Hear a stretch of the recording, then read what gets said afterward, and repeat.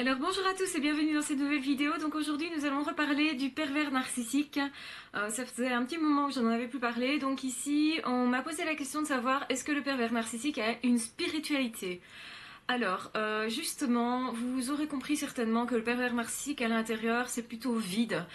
Il ne sait pas très bien ce qui se passe à l'intérieur de lui. Il ne s'identifie pas vraiment comme un sujet non plus au final. Donc il n'identifie pas sa victime comme un sujet. Mais il ne s'identifie pas non plus de manière suffisante, il ne sait pas se définir lui-même, il ne sait pas donc également ce qu'il cherche de la vie, ce qu'il en attend, il ne sait pas vraiment trouver des réponses par lui-même à tout ça. Et donc vous avez quand même des pervers narcissiques qui vont parfois fréquenter des lieux de culte, qui vont quand même parfois écouter éventuellement l'une ou l'autre personne à ce niveau-là, au niveau de la religion et au niveau aussi de la spiritualité. Souvent, cependant, quand ils écoutent ce genre de choses, ils sont plutôt opposés aux religions, etc. Donc ils n'arrivent pas à comprendre quel est le fondement de ça, ils trouvent ça complètement ridicule, comme ils trouvent ridicule l'amour en général et l'empathie en général. Et du coup, forcément, tôt ou tard, en fait, ils vont quitter ces lieux de culte, ils ne vont pas y retourner. Parfois, ils vont utiliser donc la religion pour imposer en fait leur volonté. Ils vont aussi s'imposer à leur famille en disant, par exemple, un exemple serait de dire Dieu veut que tu sois gentil avec moi, dans notre religion il faut prendre soin des opprimés ou des gens dépressifs, donc tu dois prendre soin de moi parce que je suis dépressif ou opprimé. Vous savez bien que les pervers narcissiques attendent qu'une chose, c'est se faire prendre en charge et se faire plaindre. Ils se placent comme des victimes et du coup, ils pensent que ça peut leur donner une légitimité aux yeux des autres pour que justement cet autre fasse ce qu'il n'a pas envie de faire, et c'est-à-dire le prendre en charge, lui faire en fait faire ses quatre volontés. Ça sert à ça et donc du coup, voilà comment ils vont utiliser la spiritualité, la religion, d'éventuels aussi. Donc ils peuvent aussi porter des choses comme ça au nu en disant que eux ils savent où ils vont, donc pour se donner une assurance, une consistance. Vous avez évidemment des pervers narcissiques qui vont devenir des gourous, que ce soit de secte ou non, donc ça peut être un gourou familial, hein, donc imposer sa volonté aux autres. De toute façon ce seront toujours des tortionnaires, des manipulateurs, des personnes qui vont utiliser tout ce qu'ils trouvent en fait sur leur chemin, que ça soit religieux ou pas, que ça soit de l'ordre spirituel ou pas. En fait, ils ne comprennent pas la religion, ils ne comprennent pas. Ce ne sont pas ces personnes qui vont généralement revendiquer une éventuelle croyance en la vie après la mort, revendiquer une croyance en un dieu, etc.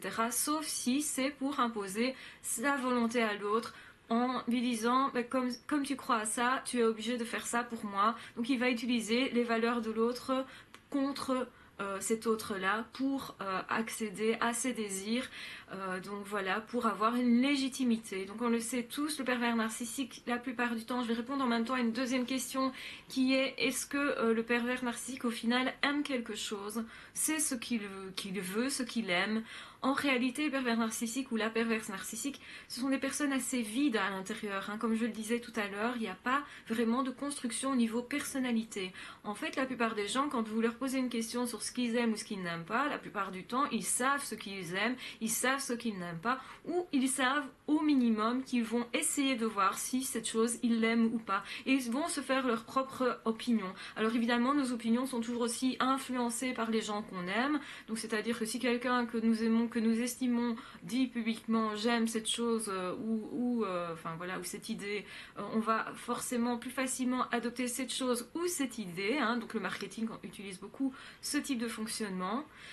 Mais quand il s'agit d'un pervers narcissique, lui, le pervers narcissique va dire qu'il aime une telle chose ou une telle idée qu'en fonction de ce qu'il peut obtenir de l'autre, en fait. Donc ils n'aiment pas les choses pour les choses, ils n'aiment pas les idées pour les idées. D'ailleurs, il leur arrive évidemment d'en changer beaucoup, de ne pas comprendre ni l'amour, ni la spiritualité, ni en fait tout ce qui a une certaine importance pour la plupart des êtres humains. Donc tout ce qui est intériorité, profondeur, tout ça leur échappe complètement. Ils ne peuvent faire que mimer les choses. Donc non, ils n'ont pas vraiment d'amour pour quelque chose. Ils ne sont pas engagés dans des causes du tout. La plupart du temps, ils font semblant d'aimer et les gens et les choses et les idées et ils en changent en fonction de ce qu'ils veulent obtenir comme résultat.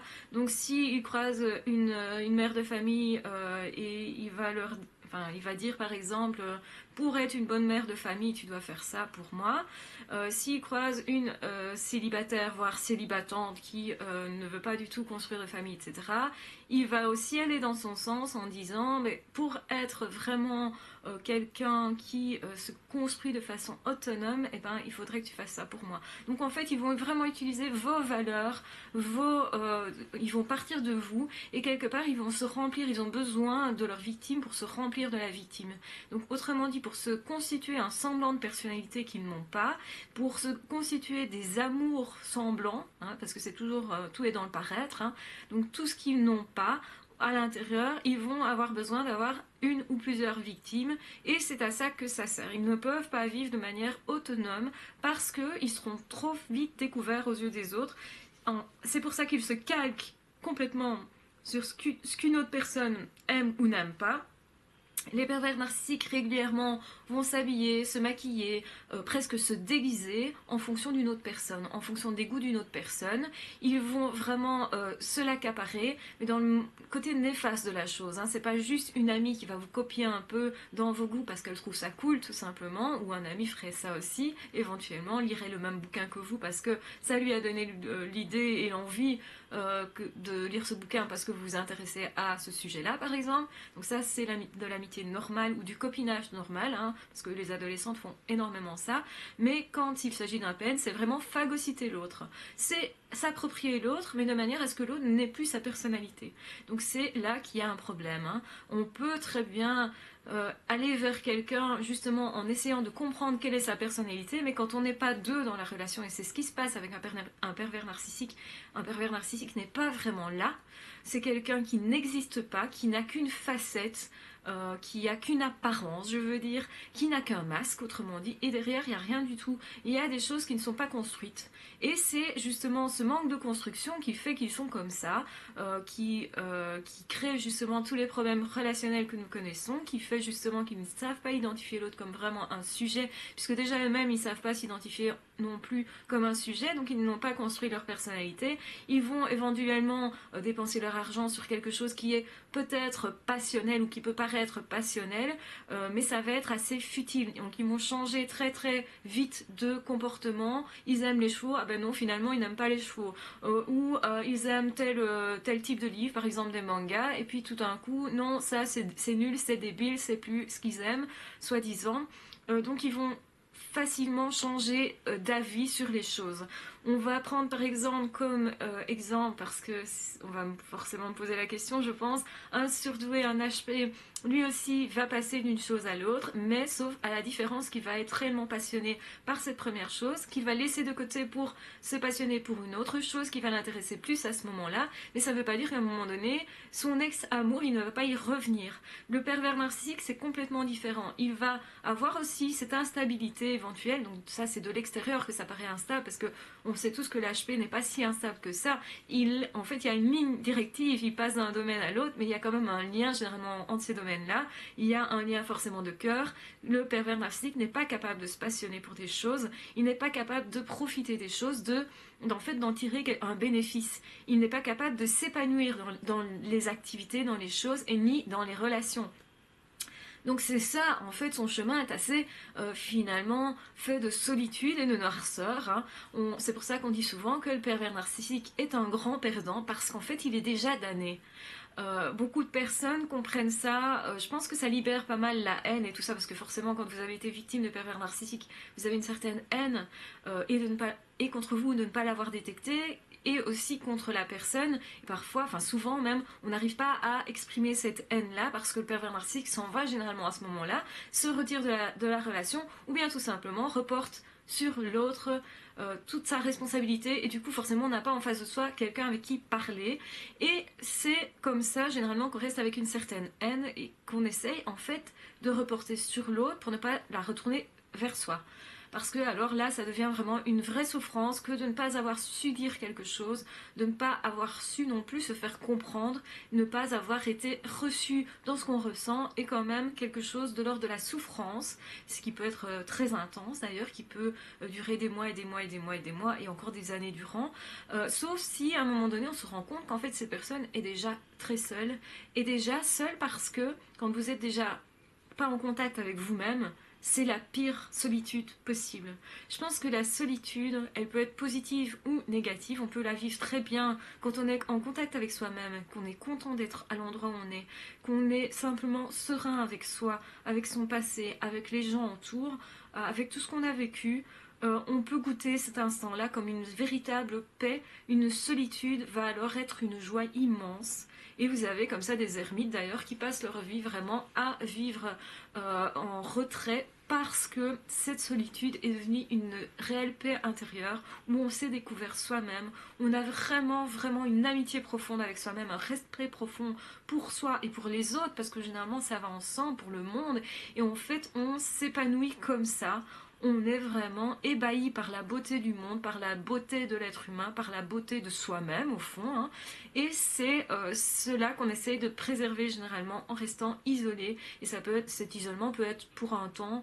Beaucoup de personnes font des retraites justement pour se retrouver eux-mêmes et pour regagner cette façon de voir le monde, pour pouvoir redémarrer leur vie ensuite, leur vie qui peut être stressante. On sait bien que la vie moderne est assez stressante, donc s'isoler permet de se recentrer sur soi, sur les autres, sur la beauté des choses, de redécouvrir le sens profond des choses, et de laisser de côté aussi les futilités souvent qui emplissent nos vies au quotidien et qui ne nous apportent pas énormément de choses. On est énormément dans le faire tout le temps, et pas tellement dans l'être. Quand vous êtes comme ça isolé et que vous retirez le faire, vous allez forcément plus facilement être en contact avec ce que vous êtes au fond de vous. Donc être, c'est important, c'est peut-être bien plus important que de paraître, bien entendu, et aussi que l'avoir et que le faire. Donc on est dans une société très centrée sur l'avoir, donc ce que l'on a est censé nous définir, alors qu'en fait pas du tout. Ce que nous sommes nous définit. La personne qu'on choisit de devenir nous définit. Nos rêves, nos projets, notre humanité et ce que l'on a vécu, notre histoire, nous définit. Personne ne peut nous retirer ça. Et le pervers narcissique, c'est ça qu'il n'a pas. Il n'a pas cet être-là. Donc du coup, il va combler ou essayer de combler ça, et c'est une quête qui est vaine, donc il va essayer de combler par l'avoir. On sait très bien qu'ils sont toujours en train de revendiquer les choses, de croire ou d'essayer de faire croire qu'ils valent mieux que ce qu'ils ont, qu'on devrait leur donner plus. Ils n'hésitent pas à voler les autres, hein, très clairement, que ce soit leurs conjoints, leurs enfants, que ce soit au niveau de l'argent, au niveau matériel, mais aussi au niveau émotionnel. Donc ils vont essayer de phagocyter l'autre dans ce qu'il a le plus intime. Mais sauf que c'est vain, puisque vous ne pourriez pas comprendre l'amour sans le ressentir, c'est pas possible, il faut le vivre, il faut être pour comprendre tout ça, et vraiment pour avoir cette paix intérieure, cette ouverture intérieure qui permet justement aussi le bien-être, le bonheur et l'acceptation de l'autre au final, hein. Plus on est heureux et plus on va accepter les autres, moins on va revendiquer les choses, et plus on sera zen par rapport aux différences d'ailleurs, hein, par rapport aux éventuels différences qui peuvent nous paraître parfois comme voilà, pas justes, etc. Donc on a plus tendance à accepter les choses quand on est bien avec soi-même, quand on trouve qu'au fond on a quand même pas mal de bonheur au fond de soi, on se dit j'ai quand même pas mal de chance, ou simplement on se sent plus libre, et du coup on se dit que peu importe les petits trucs qui ne sont pas comme on voudrait qu'ils soient, au final on finit par trouver que c'est pas plus mal, que ça a peut-être un sens, on voit ça de façon plus paisible, et on combat moins, on est moins dans l'action, donc combattre contre, donc faire mais contre quelque chose n'est pas faire de manière zen, c'est complètement différent. Et donc le pervers narcissique lui va faire énormément de choses, donc il est énormément de le paraître, paraître sûr de soi, avoir un bon travail, asseoir son autorité sur l'autre et dans les sociétés et au niveau de l'argent éventuel. Donc c'est quelqu'un qui va vraiment être dans quelque chose qui n'est justement pas l'être, qui est l'avoir et le faire. Voilà. Je pense que c'était important de remettre ça à jour. Du coup, évidemment, la spiritualité fait partie de l'être. C'est là aussi que je veux en venir. Et c'est pour ça que le pervers narcissique ne peut pas être quelqu'un de spirituel. Qui dit spiritualité dit acceptation du monde, acceptation des autres. Quand je dis du monde, c'est le monde des esprits, c'est le monde des êtres humains, des âmes, de l'intériorité de l'être humain. Quand on découvre tout ce monde-là, forcément, ça va beaucoup plus loin que le monde physique. Je ne vous apprendrai rien pour tous ceux qui ont déjà découvert tout ça. Et je pense que le pervers narcissique est inapte à découvrir ça parce qu'il ne fait pas ce chemin vers lui-même et donc il ne peut pas non plus faire ce chemin vers l'autre. Donc il ne peut pas, s'il ne se reconnaît pas sujet, et pour se reconnaître sujet, il faut aussi reconnaître ses souffrances, ça veut dire se soigner, ça veut dire passer son temps à se dire qu'est-ce que je suis par rapport à ça et qu'est-ce que je vais en faire. Et donc ça veut dire prendre ses responsabilités. C'est vraiment ça que le pervers narcissique ne veut pas faire. Il préfère laisser les responsabilités à l'autre. Donc voilà, c'est un être qui va donc en fait vivre dans une très grande solitude et dans un très grand mal-être qui sera permanent. Et c'est pour ça que sans cesse il va chercher comme une bouée de sauvetage à essayer de se raccrocher à une victime, à essayer d'empoisonner quelqu'un parce que c'est un mécanisme de survie, parce que c'est vraiment un mécanisme extrême de survie où ils cherchent surtout à échapper à leur douleur intérieure. Donc oui, il y a une douleur intérieure, mais non, il n'y a rien de construit, parce que généralement c'est assez primitif. Je veux dire que quand un être qui a construit une personnalité souffre, il sait qu'il souffre, il sent cette douleur et il va chercher à en faire quelque chose, à l'intégrer à sa personnalité ou éventuellement à la rejeter, à se définir différemment, à évoluer par rapport à cette douleur-là et au final il va en faire quelque chose et évidemment on le sait tous, si vous l'avez vécu, vous le savez, faire ce chemin de guérison de la douleur à partir du moment où vous en faites une force, un bien-être, parce que évidemment le fait d'avoir quelque chose de tragique dans sa vie peut faire que vous pouvez le partager, que vous pouvez vous ouvrir vers autre chose. Et comme on n'est que des êtres humains, on n'a que 24 heures dans une journée. Si par exemple vous avez perdu votre conjoint, bien sûr c'est tragique, c'est très difficile à vivre, mais un jour peut-être vous allez vous dire je vais m'engager dans une œuvre qui va me prendre tout mon temps et au final vous serez heureux d'avoir votre temps libre pour pouvoir le partager avec d'autres personnes, tout en pouvant aussi partager avec ces autres personnes ce qu'était votre conjoint, ce qu'était cette relation et la faire revivre dans un bien-être, dans quelque chose qui sera communicatif. Vous allez peut-être donc communiquer aux autres la joie de vivre qu'avait cette personne pour vous, ce que cette personne représentait et du coup vous allez sublimer les choses, vous allez les dépasser et au final vous allez finir, évidemment ça prend du temps, hein, c'est le travail du deuil donc ça prend du temps, c'est au minimum 2 ans et donc du coup vous allez finir par vous en sortir en donnant en fait justement ce que vous avez perdu.